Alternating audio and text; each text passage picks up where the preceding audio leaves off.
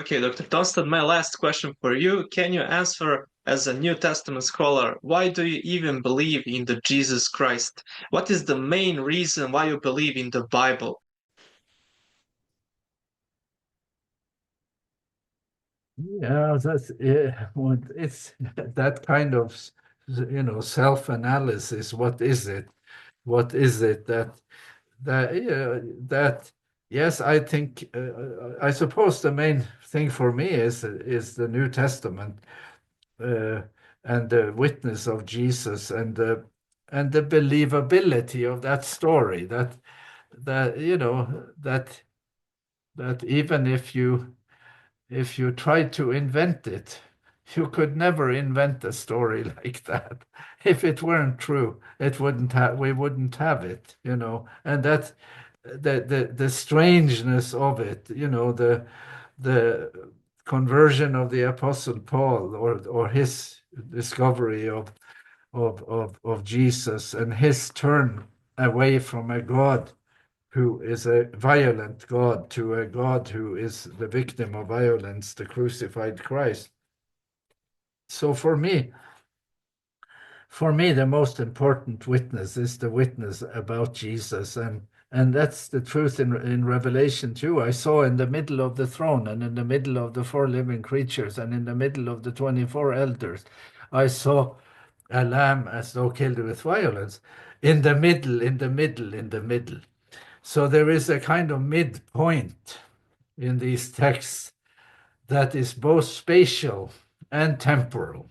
The temporal part is the middle of history, and the spatial part is the world we live in, in our world, and it's a recognizable world. And so that would be the most important for me, not the story of origins, beginnings, and not eschatology, the ending, but the story in the middle.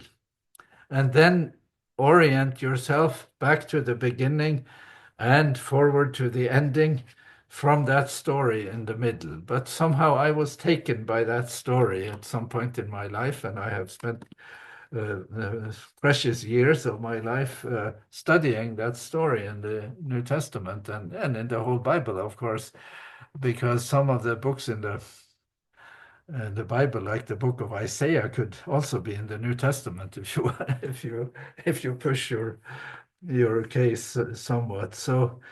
That is, I return to that, the midpoint, in the middle of history and in the middle of uh, uh, time, in the middle of or in the middle of space, there is that lamb that was killed with violence, and we could not invent that figure if we tried. So it's real. Amazing, thank you. And at the conclusion, do you have any final word for whole this interview? What message would you send to every skeptic, unbeliever, atheist, critic, anyone? I think that the best there are many things we can say that commend itself to people who are skeptics. First of all, I would say to the skeptic that they have good reasons for skepticism. It's not ill will. It's not that people are, oh, why are you so skeptical?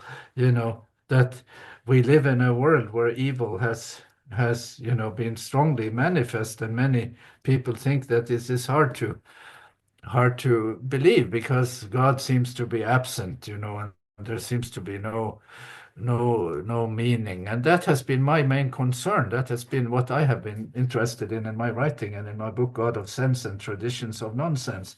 That has been my main thing to take seriously those people who feel that way. Now, what sort of remedy do we have? The remedy or the what can we offer? Come and read with me. Let's read these texts together. Let's spend some time and I will listen to you and let's read together and see what we come up with.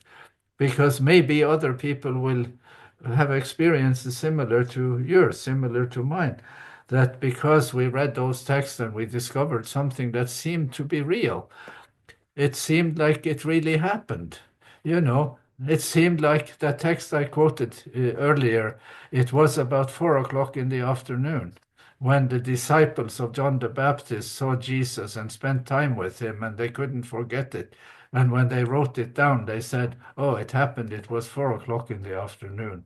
Can never forget it. It was a 9/11 moment. So my invitation to people is, first of all, to say that I do understand that you feel that way and see the world that way. And if you would like to participate in some reading project with me, reading the Bible and reading Gospel of John, and eventually maybe we'll make it into the book of Revelation, and we will have a wonderful time. And Revelation, of course, ends by saying, if anyone is that the Spirit and the bride, they say, come, and let him who hears it say, come. And the thirsty one, if someone is thirsty and have a sense of need, let him come and let him drink of the water of life for nothing. Beautiful message. Thank you, Dr. Sigve Tonstad, for your time and insightful answers. It was wonderful. Really, dear audience, we hope you found this discussion engaging. If you want more interviews like this, support us by liking, commenting, and subscribing to the channel. So see you in the next episode. Goodbye.